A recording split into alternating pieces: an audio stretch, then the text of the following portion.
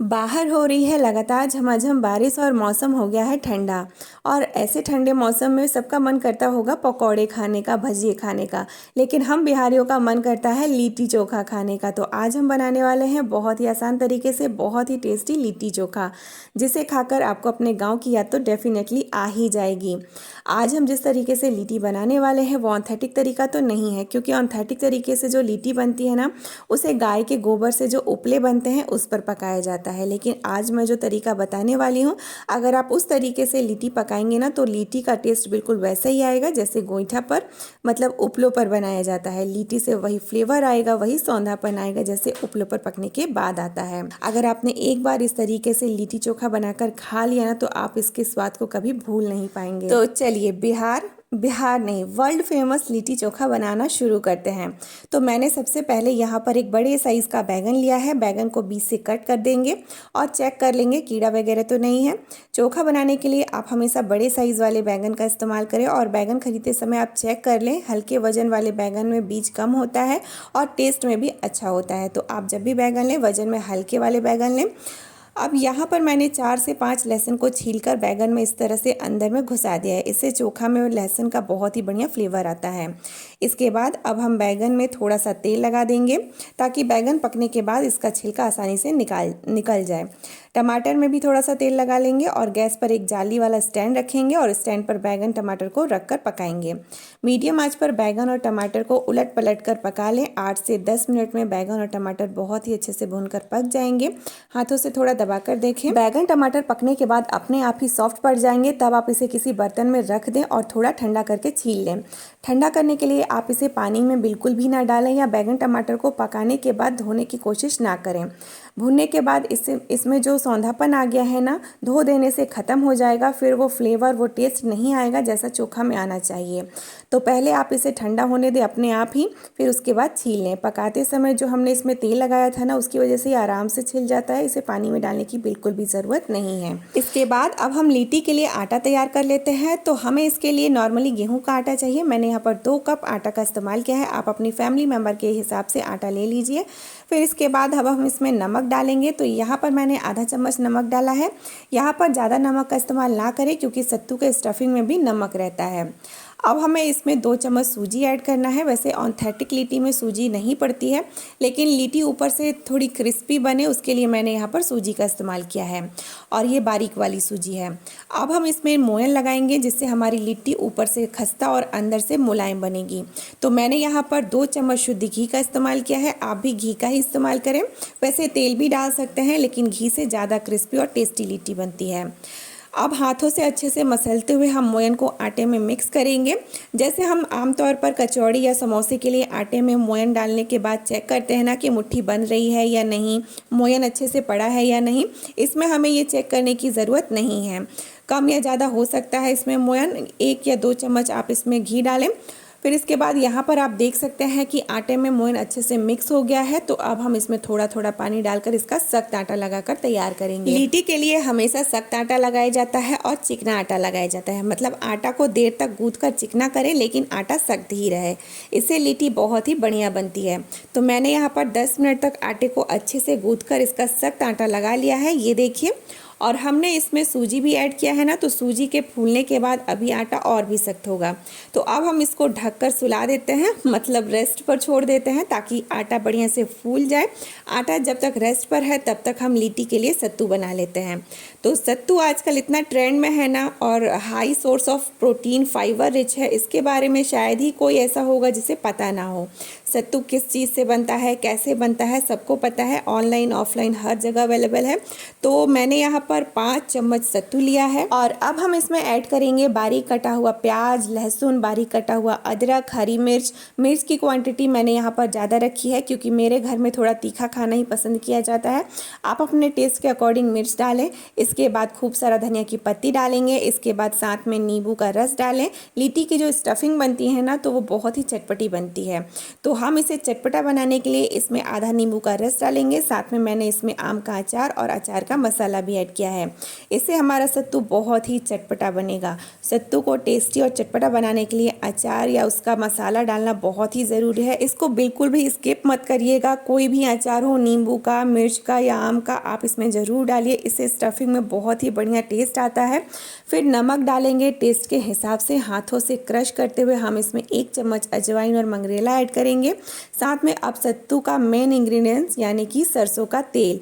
इसमें सरसों का तेल डालना मस्ट इम्पॉर्टेंट है। इसके बिना सत्तू बिल्कुल अधूरा है। तेल भी अच्छी क्वांटिटी में डालें, इसमें बिल्कुल भी कंजूसी ना करें। आप चाहें तो अचार में जो तेल होता है ना, उसे भी डाल सकते हैं, लेकिन आपको इसमें असली फ्लेवर कच्चा सरसों तेल डालने के बाद ही आएगा।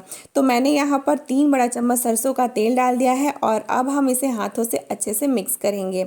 मिक्स करने के लिए आप चम्मच का नहीं बल्कि हाथों का ही इस्तेमाल करें। इसे मिक्स करने के लिए अगर आपको ज़रूरत लगे ना तो हल्का हल्का पानी के छींटे भी मार सकते हैं। मुझे ज़रूरत नहीं पड़ी है, मैंने तेल ही इतना डाल दिया है कि ये अच्छे से मिक्स हो गया है। और प्याज में भी मॉइस्चर रहता है तो उससे भी ये बहुत ही बढ़िया से भुरभुरा सा स्टफिंग बनकर रेडी हो गया है। आप देख सकते हैं कि लिट्टी के लिए आपको इस तरह का भुरभुरा सा स्टफिंग तैयार करना है।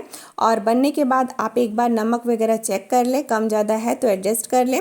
इसके बाद ये जो हमने बैगन टमाटर को छील कर रखा था ना, इसका चोखा तैयार कर लेते हैं।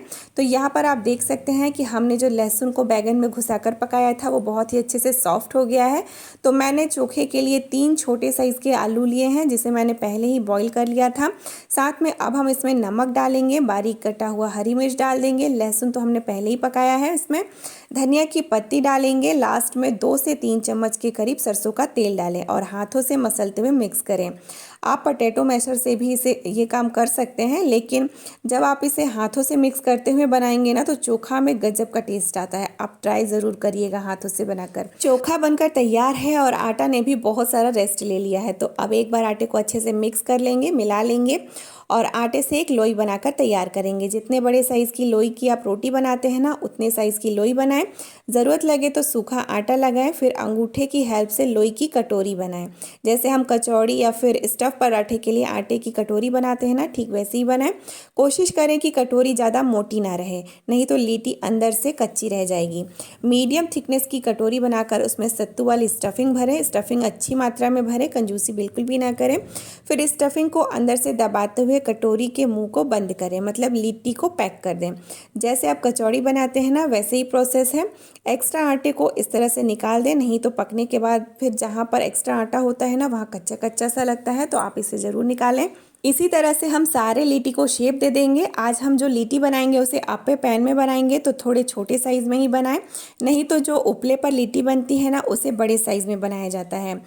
तो मतलब इससे थोड़ी बड़े साइज़ में बनाया जाता है। तो इसी प्रकार हम सारे लिट्टी को गढ़ लेंगे, मतलब इसे शेप दे देंगे। हमारे तरफ इस प्रोसेस को गढ़ना ही बोलते हैं। तो अब गैस पर एक तवा रखेंगे और तवे के ऊपर अप्पे पैन को रखेंगे। नीचे तवा होने की वजह से पैन में चारों तरफ एक समान हीट मिलेगा, नहीं तो डायरेक्ट पैन रखने पर ना सिर्फ बीच में ही प्रॉपर हीट रहता है और किनारों पर नहीं रहता है। इस तरह से तवा रख देने से चारों तरफ एक समान हीट रहेगा। पैन के गर्म होते ही हम इसको घी से ग्रीस करेंगे। आपको सिर्फ इसे एक बार ही ग्रीस करना है, मतलब जब आप दूसरा बैच डालेंगे ना, तब आपको इसे ग्रीस नहीं करना है। अब एक एक करके हम लिट्टी को पैन में असेंबल करेंगे और लो टू मीडियम फ्लेम पर हमें इसे पकाना है। तो यहाँ पर मैंने जितने पैन में लिट्टी आ पाया है उतना डाल दिया है और डालने के बाद अब हम इसे ढक देंगे। ढक कर हमें इसे पकाना है। बीच बीच में ढक्कन हटाकर इसे पलटते रहें, फिर ढक दें, फिर पलटें, फिर ढक दें।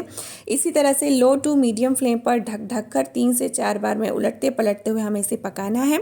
इसे पकाने में हमें लगभग 10 से 15 मिनट का समय लगेगा। फिर जब हमारा लिट्टी 80% तक पक जाए तब हमें क्या करना है कि हमारे लिट्टी में बिल्कुल गांव के लिट्टी वाला फ्लेवर आए, वही खुशबू आए, वही सौंधापन आए जो उपलों पर पकने से आता है। उसके लिए हमें लेना है एक लकड़ी का कोयला। ये आपको ईजिली मार्केट में मिल जाएगा या ऑनलाइन भी मिलता है।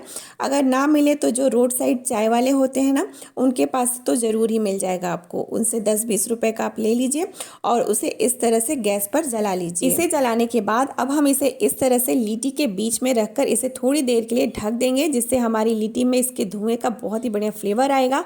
लिट्टी में स्मोकी सौंधा फ्लेवर और खुशबू आ जाएगा, जिससे लिट्टी खाने के बाद ऐसा लगेगा जैसे हमने इसे गैस पर नहीं बल्कि चूल्हे पर मतलब गोईठा पर बनाया है। 2 मिनट ढकने के बाद जो थोड़ा बहुत कसक रह गया है वो भी बहुत ही अच्छे से पक जाएगा। यहाँ पर ये देखिए लिट्टी बहुत ही अच्छे से पक चुकी है। मैं आपको लिट्टी के पकने का सबसे बड़ा साइन बताती हूँ, जिससे आपको पता चलेगा कि आपका लिट्टी पक चुका है कि कच्चा है। ये देखिए यहाँ पर आप देख सकते हैं कि लिट्टी अपने आप ही पककर फट चुकी है। आप देख रहे हैं ना, इसमें आपको क्रैक नज़र आ रहा होगा। ये सबसे बड़ा साइन है आपके लिट्टी के पकने का। तो बस अब देर नहीं करते हैं, फटाफट से इसे दूसरे बर्तन में पलट लेते हैं और सर्व करते हैं। और आपको पता है लिट्टी को सर्व करने का एक तरीका भी है। सबसे पहले कटोरी भरकर घी लीजिए, उसमें लिट्टी को डुबा दीजिए, एकदम नहला धुला दीजिए घी में लिट्टी को। कई लोग लिट्टी को तोड़कर उसमें घी भरकर भी खाते हैं, तो घी को ऊपर से डालिए या अंदर में भरकर खाइए, घी होना ज़रूरी है। प्लेट में रखेंगे अपना मज़ेदार और बहुत ही चटपटा, बहुत ही टेस्टी स्मोकी फ्लेवर वाला आलू बैगन टमाटर का चोखा, साथ में बहुत ही मज़ेदार घी से नहाया हुआ लिट्टी, प्याज के कुछ टुकड़े, साथ में हरी मिर्च। देखकर ही मुंह में आ रहा है ना पानी। और यहाँ पर मैं इसे तोड़कर भी दिखा देती हूँ। ये देखिए ऊपर से बहुत ही क्रिस्पी खस्ता और अंदर से बहुत ही सॉफ्ट मुलायम और जायकेदार लिट्टी बनकर तैयार हुआ है। तो देखा ना आपने कि बिना उपलों के, बिना अवन, बिना तंदूर, बिना धुआं धक्कड़ के हमने एकदम गांव जैसा लिट्टी घर पर बनाकर तैयार कर लिया है। सूजी डालने से ये लिट्टी काफ़ी देर तक क्रिस्पी बनी रहती है। टेस्ट तो आउटस्टैंडिंग होता है। बहुत ही सिंपल रेसिपी मैंने बहुत ही आसान तरीके से बनाना बताया है। आप भी इसे ज़रूर एक बार ट्राई करें। यकीन मानिए आप समोसा कचौरी खाना भूल जाएंगे। बहुत ही टेस्टी और बहुत ही हेल्दी रेसिपी है। मतलब घी को निकाल दिया जाए तो हेल्दी ही है। तो ज़रूर एक बार आप घर पर ट्राई करें। पसंद आए तो वीडियो को लाइक करें, चैनल को सब्सक्राइब कर लें, ज़्यादा से ज़्यादा इस वीडियो को शेयर करें, कमेंट में बताएं कि आपको आज की वीडियो कैसी लगी। फिर मिलेंगे इसी तरह की नई नई और भी मज़ेदार रेसिपीज़ के साथ। तब तक के लिए बाय बाय, टेक केयर।